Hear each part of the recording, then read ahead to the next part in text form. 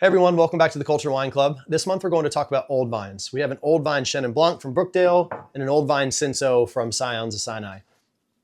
Old vines are defined differently in every country, but in South Africa they typically mean vineyards older than 35 years. The research has shown that when you have a vineyard older than that, you tend to start losing yields, but you make up for that in concentration and depth of flavor. That means that site transparency and region transparency is higher than when you have a younger vine vineyard. So the key to that, though, is that if we don't help these farmers get paid more for the fruit, especially knowing they get a lower yield as the vines get older, then these vines will be ripped up in favor of younger vines, which means the quality of the region overall may suffer. So there's amazing initiatives happening around the world to try to help that. But I think the most important and the most well organized is the Old Vine Project in South Africa. I was just at the Old Vine Conference in Napa last weekend. This was about 120 of like the brightest minds in the country, or actually in the world, talking about old vine grape growing.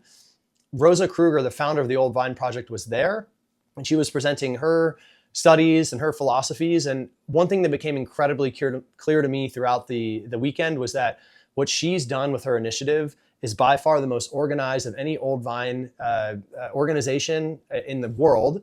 It's also doing the best research in the world. So this is her explaining the project. I show this to the public. That seal on the side, which is the right-hand side, it shows that vineyard was that in that bottle was planted in 1936. And people just cannot believe that. They say, but that was before Elvis.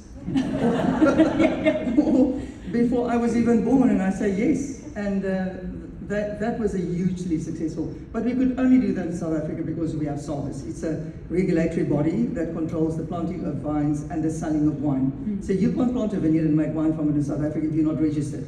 And the register starts in 1900.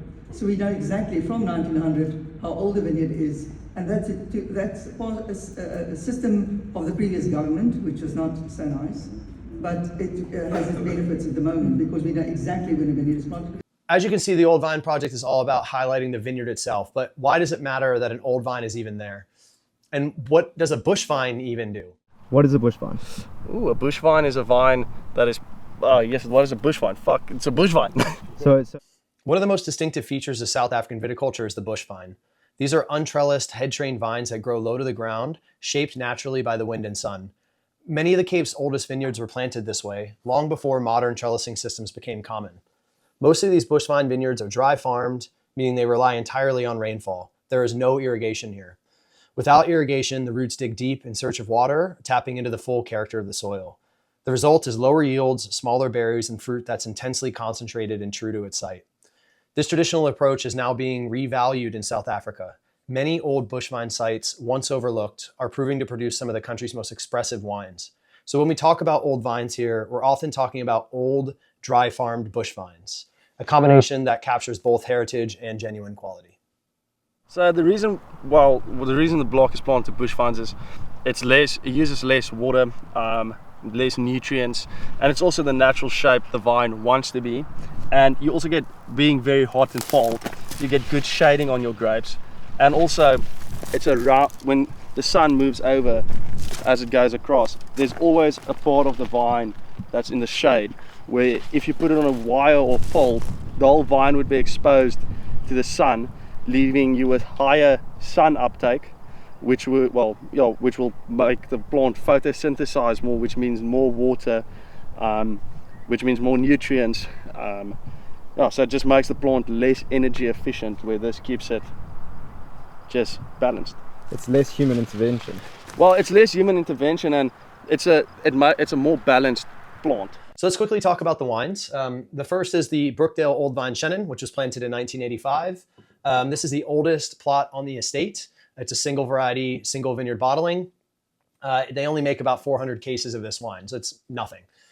This is benchmark for Old Vine Chenin from South Africa. It is got the depth and concentration of a Grand Cru white Burgundy. It's got that length on the palate. It's got that weight, and it shows the mineral like you would find in a white Burgundy. Although this is schist more than limestone in Burgundy. But the key difference is that you get a lot of the herbaceous kind of garrigue-like quality that they call fynbos in South Africa. It's a lot of native vegetation that grows around the estate, In fact, in the last year, they've removed over 50 acres of alien vegetation to let native grow back. And as that's taking hold, you're seeing more of these kind of like green, oily, herbaceous notes come through in the wines. Really lovely. That's very much an element of terroir.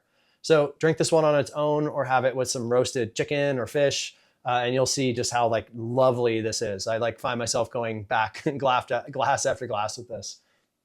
The next wine is Scions of Sinai, Heldervallei Cinsault. This is only a 1,200 bottle production wine. I mean, that is nothing. I import 15 cases of it. This comes from old bush vines planted a mile from the ocean in Stellenbosch, where Bernard's vineyards get a ton of cool wind coming off the sea. It's pure sandy granitic soils, and he only does native yeast ferments with this. So I think because he's growing the grapes right by the cold water, it's a more kind of light-bodied wine with these like melon and like cranberry notes. It's a little bit of this rustic kind of herbaceous quality, which is pretty common in Cinsault, but then it finishes almost a little salty, which is very classic for this variety when it's grown near the water.